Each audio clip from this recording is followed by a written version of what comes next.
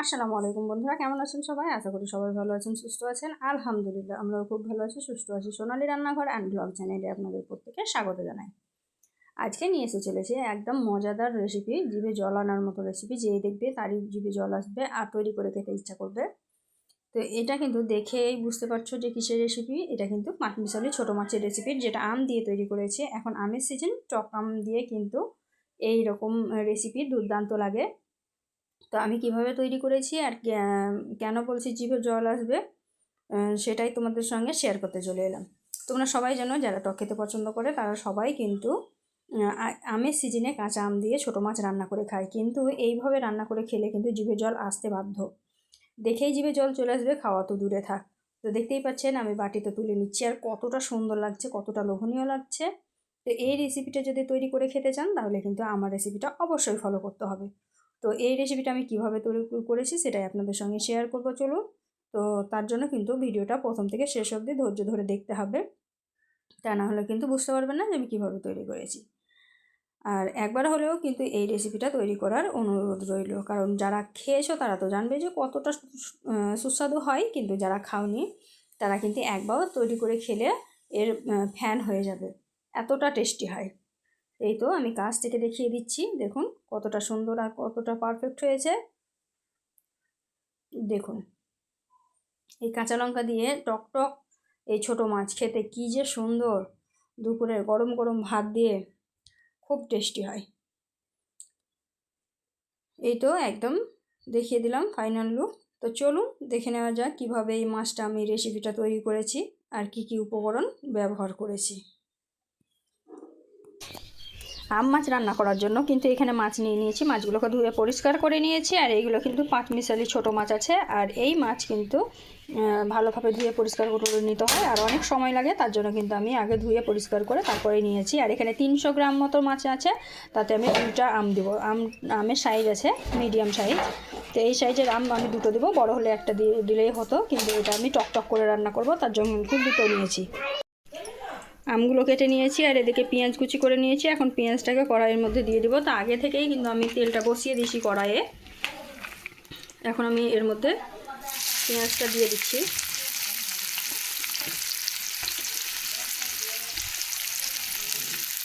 সবসময় চেষ্টা করবেন পেঁয়াজটাকে বেশি কুচি করে কাটার, ঝিরি ঝিরি করে কাটা, তাহলে কিন্তু একদম পারফেক্টভাবে চচ্চড়িটা হয়ে যায়। হাত দিয়ে মেখেও কিন্তু তৈরি করতে পারেন, তো আমি আজকে ভেজেই তৈরি করছি। আমি হাত দিয়েও মাখা করেও তৈরি করি, তো আজকে একটা ভেজেই তৈরি করব। তো প্রথমে কিন্তু আমি পেঁয়াজটাকে নরম করে নেব, আর পেঁয়াজটাকে নরম করতে কিন্তু পেঁয়াজে একটু লবণ ব্যবহার করতে হবে, তাহলে কিন্তু পেঁয়াজটা খুব তাড়াতাড়ির মধ্যেই নরম হয়ে যায়। এখানে প্রথমে অল্প পরিমাণে পেঁয়াজ লবণটা অ্যাড করলাম, তারপরে নাড়াচাড়া করে লবণটাকে মিক্স করে নেব।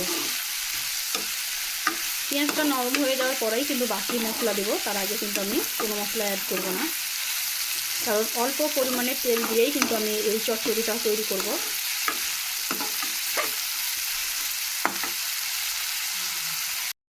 এখানে একটা প্লেট নিয়ে নিয়েছি, প্লেটের মধ্যে নিয়ে নিয়েছি লঙ্কা গুঁড়ো, হলুদ গুঁড়ো আর জিরে ধনিয়ার পাউডার। অল্প পরিমাণেই ব্যবহার করেছি, জিরা ধনিয়ার পাউডারটা একটু বেশি পরিমাণে দিয়েছি, যেহেতু জিরা ধনিয়া একসঙ্গে পাউডার করা আছে, তার জন্যই কিন্তু একটু বেশি পরিমাণে দিয়ে দিয়েছি।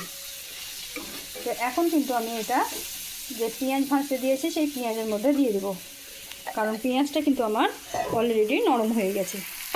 এখানে দেখুন পেঁয়াজটা কিন্তু অনেকটা নরম হয়ে গেছে। এখন শুকনো মশলাটা দিয়ে একটু নাড়াচাড়া করে ভাজবো। তো এটা দেখতে পাচ্ছেন শুকনো মশলাটা দিয়ে দিলাম, আর লঙ্কা গুঁড়োর পরিমাণটা একটু অল্পই দিয়েছি, যেহেতু আমি এখানে কাঁচা লঙ্কা ব্যবহার করবো, তার জন্য আবার লঙ্কা গুঁড়োর পরিমাণটা একটু কম দিয়েছি। তো এটাকে একটু আরেকটু মাখো মাখো করবো, তার জন্য কিন্তু এখানে একটু সামান্য পরিমাণে জল ব্যবহার করবো আমি। এভাবে জল দিয়ে মশলাটা রেডি করলে কিন্তু খুব তাড়াতাড়ি রেডি হয়ে যায়, সুন্দরভাবে হয়ে যায়।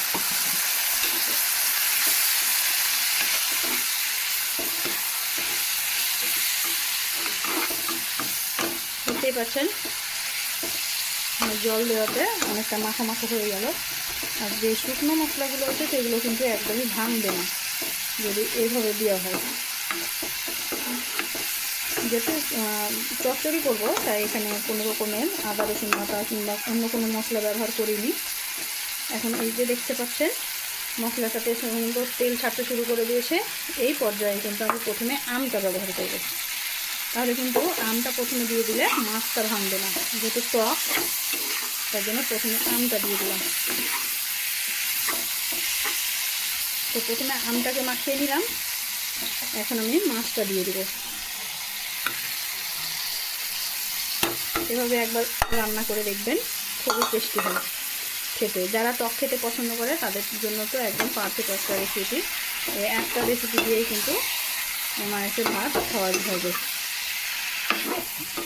দেখুন সুন্দরভাবে মিক্সড করে নিলাম, আর এই যে আমটা দিয়েছি এই কারণে কিন্তু মাছটা তাড়াতাড়ি ভেঙে যাবে না।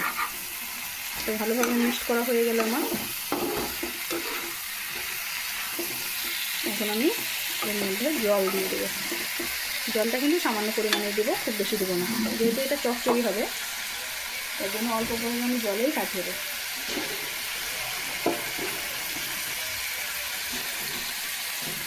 দিয়ে দিলাম জলটা।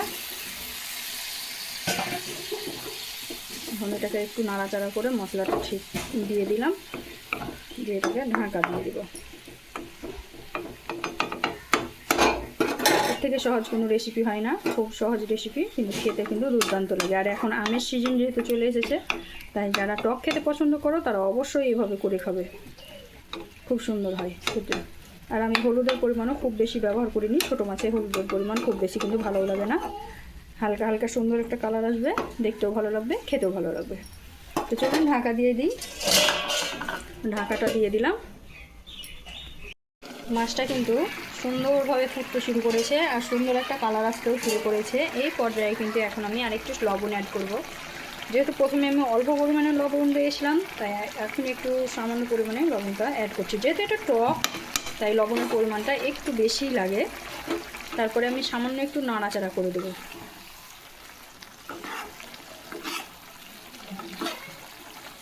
তো টক মাছ কিন্তু খুব সহজে ভাঙে না, তাই ভাববেন না যে এটা নাড়াচাড়া করে দিলে ভেঙে যাবে। টক মাছ খুব সহজে ভাঙে না, কিন্তু আবার রান্নার শেষে টক মাছ অনেক নরম হয়ে যায়।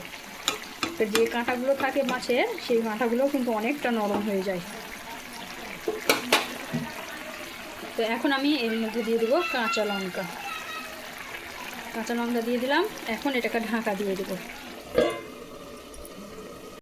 মাছের চচ্চড়ি কিন্তু একদম রেডি হয়ে গেছে, জল একদম শুকিয়ে গেছে, ওপরে তেল ছেড়ে দিয়েছে।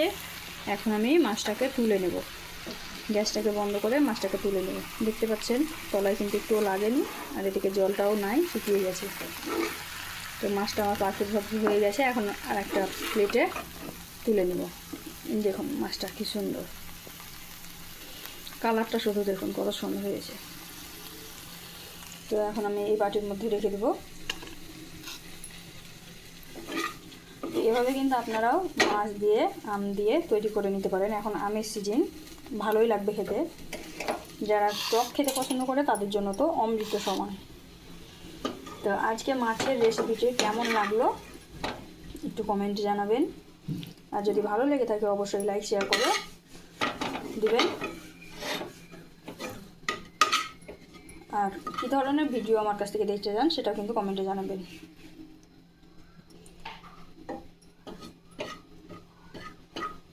তা আজকে মাছের রেসিপিটা কিন্তু এই পর্যন্ত, এর থেকে বড় করব না। দেখতে পাচ্ছেন বাটির মধ্যে তুলে নিয়েছি। তো আজকের মাছের ভিডিওটা এই পর্যন্ত। দেখা হবে এই ধরনের নতুন নতুন রেসিপি নিয়ে পরবর্তী ভিডিওতে।